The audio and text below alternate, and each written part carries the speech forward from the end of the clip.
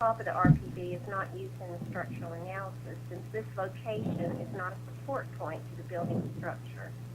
Only the response vector that are at building support points with the RPD are used in the seismic analysis of the RPD. In the major locations, the RPD stabilizer and RPD sliding support.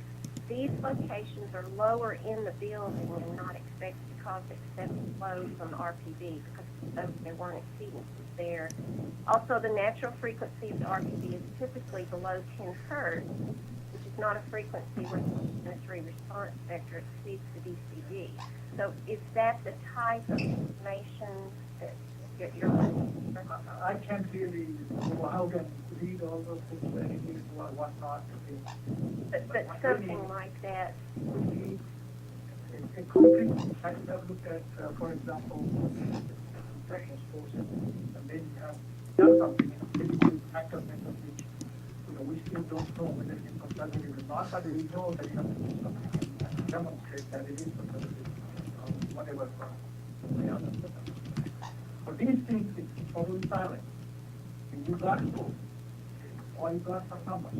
What we do is that only that we will be doing the RPG phase with the 1 linear, whatever we're trying to calculate, that are expected to the results will be low. That's what it says in this, and we will verify that in the ICANN there.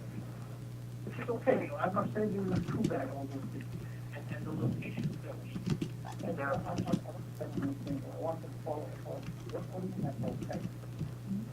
No, okay means I mean Keep that. Do that. Yeah, yeah. You will probably do, with ITAC and all, but we don't know that. ITAC is the separate. Okay, yeah.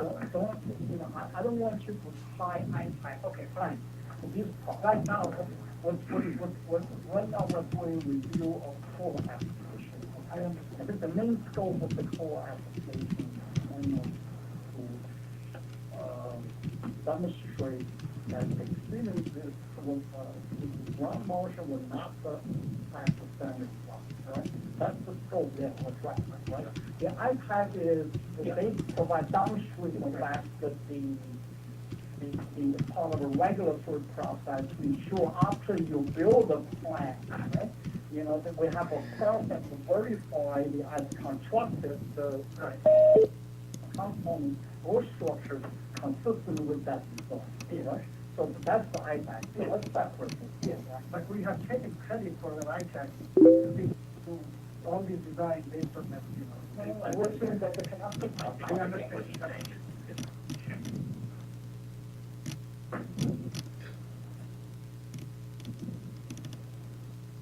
SSC. Once we do that, then there is a conclusion that is looked at it. Right. And this is why we are trying to what is done in okay. But that steps are not there. Right. They're not documented. So. Okay. So that is documented in the FSAR. And the locations that we pointed out in the REI collection, those were the ones that we saw sort of obvious standing out. But that doesn't mean that you're going to limit your check. So you got to really look at it. We will look the checks in terms of cross section to those where we exceed the load, for example. That's okay. But you're not exceeding the Right. Excuse me, this is Joe Braverman. I'd like to ask a question. I'm not sure if it was already discussed because sometimes I couldn't hear everything very well. But what's been talked about just a few moments ago appeared to be, looking at the types of structures and subsystems that were in the standard design. And you're going to reevaluate those now looking at the new exceedances if it affects that. But what about the rest of the design of the plant? What mechanism is there to assure that the other, not just the critical, but the other sections are still valid for design?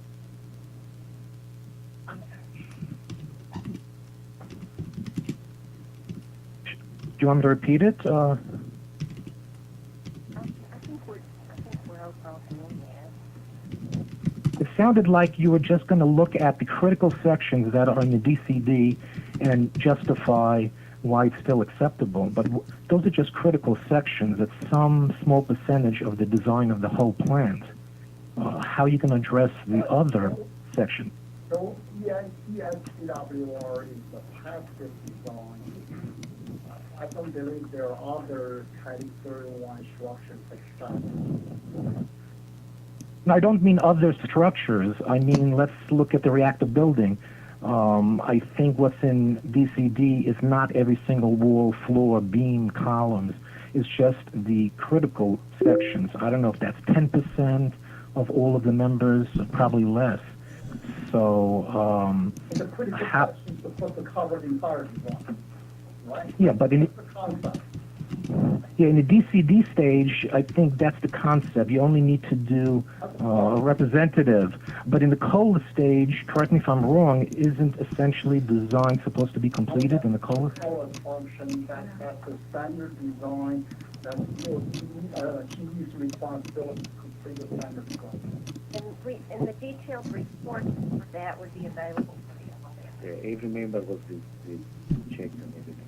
It's not like Well- a few walls were checked. Well, I didn't quite hear that. Are you saying that GE is or has already completed the design for the remaining sections? Yes, every section in the structure was designed. That's GE's Okay. responsibility. Right. So if it was already designed, I guess my question is, what about potential exceedances in those other members? How's that addressed?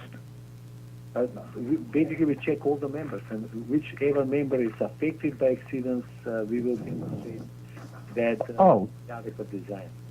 Oh, okay. So it's not just limited, this check is not just limited to those sections in the DCD or the standard design. You will look at all of the sections. I mean, the DCD maybe does not document all the sections, but everything was checked. So don't drift away from DCD, okay? That's the basic, that's the standard design. I didn't follow. Say that again? Don't drift away from DCD. Okay? No, I'm not. I'm saying That's all baseline, and that's the standard design. For structure, the critical sections are the ones that will characterize the safety aspect. and I'm not drifting away. I'm suggesting how are the other sections going to be checked? And it sounded like North Anna says they will check the other sections as well. If that's the case, then my question is answered. So I think that covers L and K as well. So should we go back from A now? Or? What is the path forward for this issue? You're going to go back? Summarize a little bit more. Again, what we say, the first part, we are going to do evaluation. We address those members that the votes exceed. Okay. So of course, then you're going to do evaluation to Right. identify all the members that have exceeded. Correct. And then we will do the nonlinear part. We will check the and we demonstrate that it was still So control. you're not going to just scale up the stress ratios in the DCD. You will actually go in and compute the actual Right. capacities, Right. actual stresses, and the real type ratios. Those are what the Correct. You recommend now? By using the nonlinear part of it. Yeah. All right, so that's, okay, that's right, okay. That is always my concern.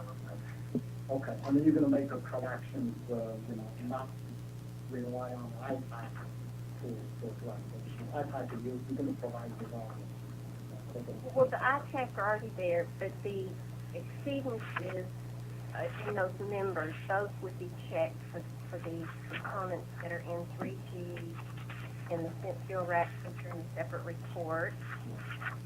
Okay.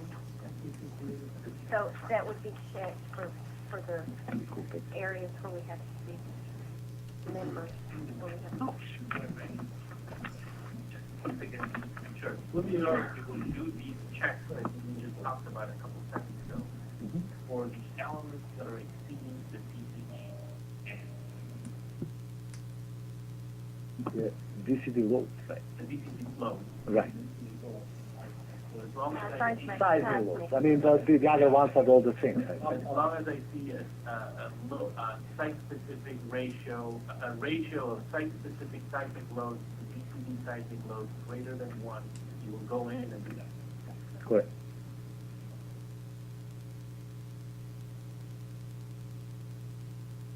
Okay, so K and L is also resulted? I think so. I, L, and A, L, K. and. So we're going back to A. H, K. Let me break you for just a moment here. Are there any members of the public on the phone line? Yes. The agenda says that we have public comments at 12:15. It was actually a mistake. It should have been 12:45. But do you have any comments or questions at this point? No. No? Please identify yourself. Me? Yes. I'm Kay Patrick. Katie Patrick? Mm-hmm. Thank you very much.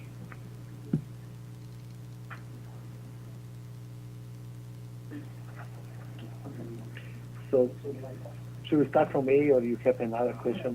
Want us to control this now. Where do we want to go next? Now go to the cracking one. Well, we could go back or we could go to.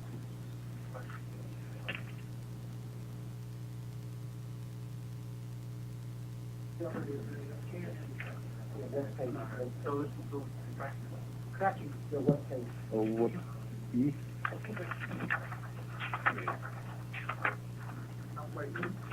What page number? 52. Oh, 54.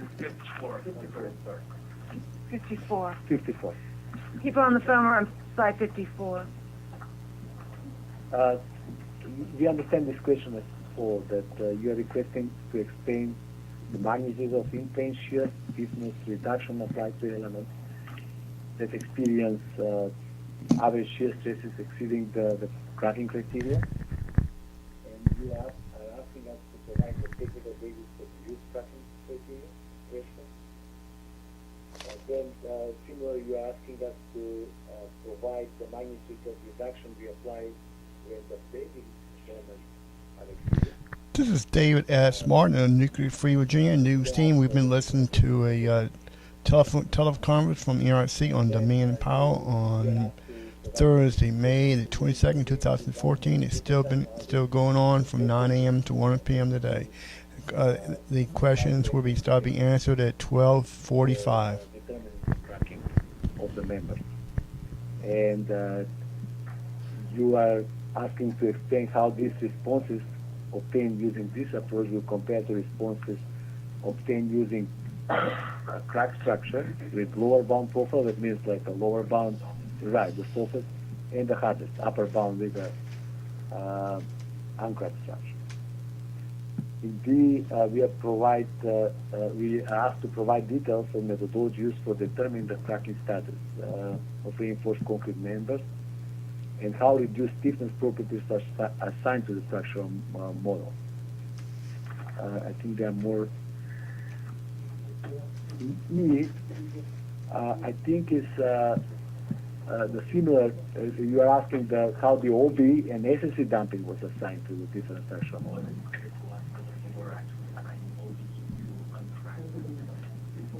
Okay, that was the question. All right. Then the F is to confirm that the number and the properties assigned to the a single degree of freedom oscillators in the site-specific models are adequate to capture the volts and slabs out of plane response for unit-risk site-specific conditions. Then in G, we are asked to explain and justify properties, cracked or uncracked, assigned to plate elements which are modeling the exterior walls around the buildings below grade, and explain if site-specific analysis follow the DCD methodology and consider 3 cases of concrete stiffness of contribution when modeling the stiffness of containment diaphragm wall and the vent wall elements, which are steel with some concrete in. So there's this question. We are applying ASC 43 recommendations to use 50% reduction of plane shear stresses whenever the members are experiencing large shear stresses under the site-specific conditions. And as I mentioned before, we use the rupture stress criteria, which is 3 times the compressive square root of compressive strength. C is the same. We are following ASC 43, and we use 50% reduction for all this. 50% reduction. Right. Correct. Then for now we consider the base estimate soil profile in order to find the base estimate stiffness for the structure, and it's a consistency because we call base estimate the base estimate, and that was the reasoning behind using the base estimate profile response. Now, I want to point out, and most probably you didn't have it detail enough, that for the reactor building, fuel building, control building, the licensing basis model, they are based on rock. So really, because of that, there is no much difference in the responses between the variation of the subgrade properties do not really affect the response that much. And we can see transfer functions. You can see that in the structural frequency, we are always in the same frequency. There's no shift. So I don't think there will be much of really variation due to the different soil properties when you look at it. What about the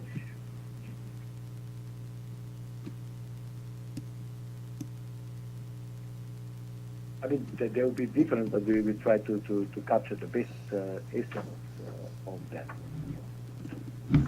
This is concern what you're deviating a little bit from the bounding approach. That is true. The only thing is, but I think SRP is quite clear that for DCD that is acceptable, but you don't really, because you're having generic sites, it really don't exist right there. You want to capture the variety and of sites, conditions, and then a variety of conditions in terms of what kind of cracking you can have.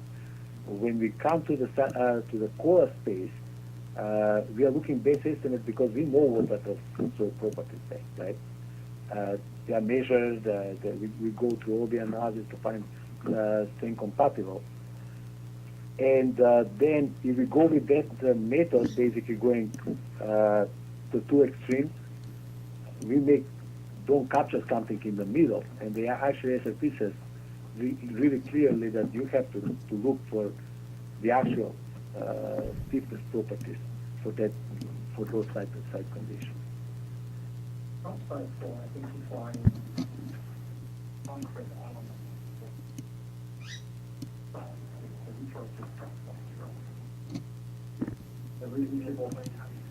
Oh, the process, I think that we have a question about that. The process is we run SSI analysis with uncracked model. We find what... Your members inside? No, everything uncracked. It's full stiff. Uncracked. Then we come and we see which elements are affected by that. And then we run the analysis and we actually show that basically what we have concluded from the first analysis is valid. That basically those are the elements who crack. What do you mean rerun analysis? It's with a Crack processing? with a partially cracked, and then we will find. So Okay, and then what you do? Then you go back check again?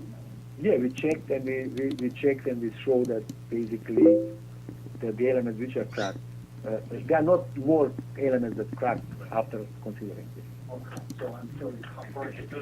Right, but it converts on the first step for all the structures. Start from the uncracked state, run everything with OBD damping, Correct. run your analysis, go check stresses everywhere. Right. Wherever you exceed your threshold, you crack that, and you assign empathy damping to that. Right. You run it again until it converts, and you do one final verification that stresses and damping Right. they don't change from step to step. Right, but the conversion process was the same. I mean, if basically we went, we checked, and we saw that basically with the first cracking the first time based on the uncracked model, give us results which actually converged. So So you convert from one step and then yeah, basically that's what is happening. you check and then you stop. We didn't have to go for that. I have a question on the out-of-plane side, the extended deduction, because you're treating that separately from the in-plane shear deduction. Mhm. When you're talking about the SIG model, you're capturing global response. You can't really differentiate the specific wall out of plane to the short response model. How are you, is that only for slabs or walls? Is that, I mean, I don't know. I mean, the majority for the checking the bending moments is mostly for the flexible slabs and walls and things. Right.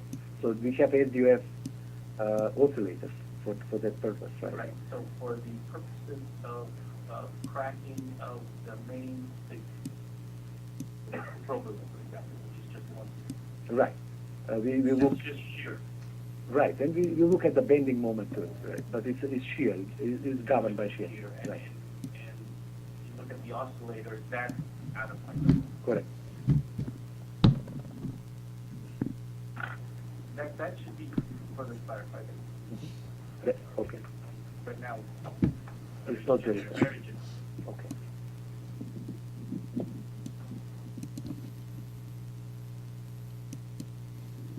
Now,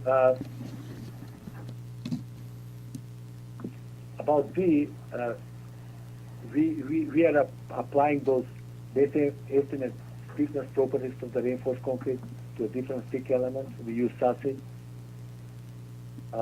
And all these issues, like what you asked, are documented in a technical report. We have a specific appendix for every structure which shows the results and the analysis. Right, exactly. Maybe we can go to the next page. As we apply the damping, they go through the complex stiffness matrices of each element when you before you form the global stiffness matrix. So basically, those which are cracked, we put SSC damping, and for the ones which are not damped, we assign OB damping to those members. Now, for the SDF oscillators, structural model, we will provide evaluation. We will go back to our models that we have used before for the development of the SDF properties, and we will using them and running eigenvalue analysis on them. We will show that what the site-specific models have as terms of SDF are adequate to capture what is in the what the unit 3 responses are. So basically, we will go to those I call them floor models for calculating the SDF oscillator properties. We will apply the properties cracked or uncracked based on the results we have right now, and run them and show them that what we use is correct. Okay, I have two questions there. Mm-hmm. The first one, are there any oscillators that are uncracked? I think so, yes. I have to double check that. All of them were cracked. Majority of them were, but Okay, and the second question that I have is, let me make sure I understand. From all the walls, all the slabs of your structure, depending on whether the walls or slabs are either cracked or uncracked, you frequency of that slab found that all those frequencies implicitly considered as oscillators are all 50 hertz or below, and all the walls that not explicitly considered as Yeah, they are rigid. It's not really, I mean, the DCD explains that it's not really slab by slab, but you take the whole floor, so you want to take the interaction between the slabs and the walls. So the model will take like a portion of the model, apply adequate boundary conditions for it, and then you run model analysis for the whole wall, and then whole floor, and you see what frequencies you have, and you use single degree of freedom models to capture those out of plane. So basically what I'm saying right now, we'll take the same models that were used for the GCD for that purpose, apply Northana properties on that, and show that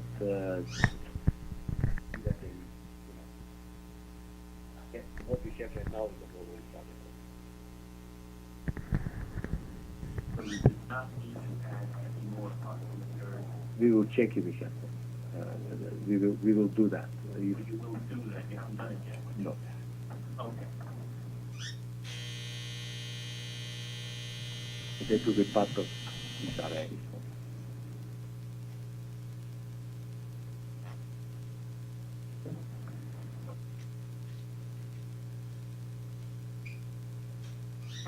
So, I think we can maybe head to another item. Did you finish? oh, I'm sorry, No, no. I skipped.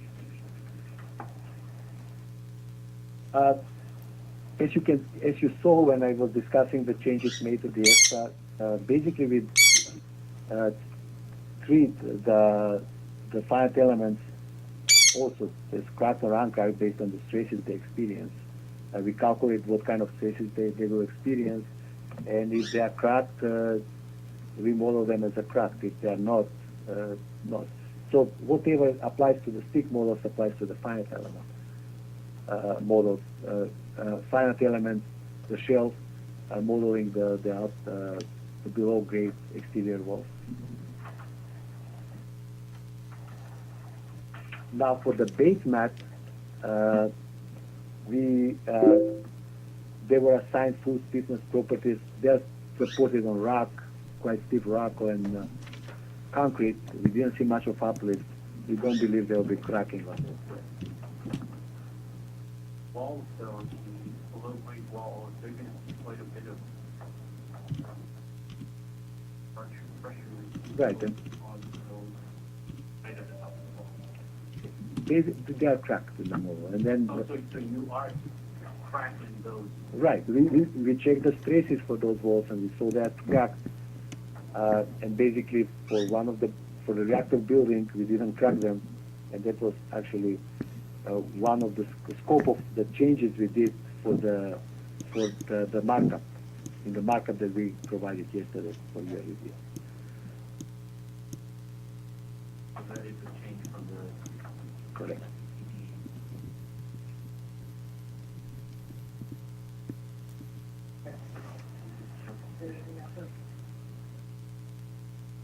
Now, the last one was, right, it was regarding the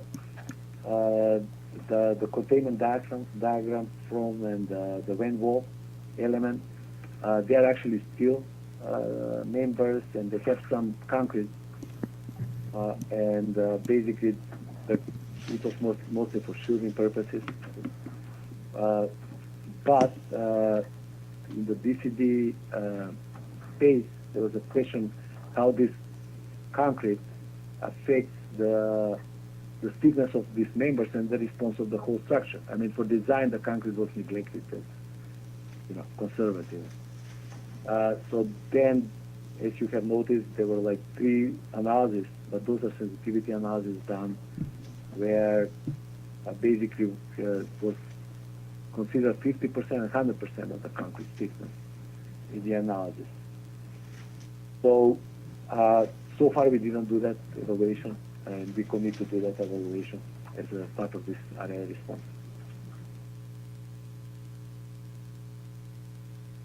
Next one, maybe you want that I have on it, 3858. Slide number 5.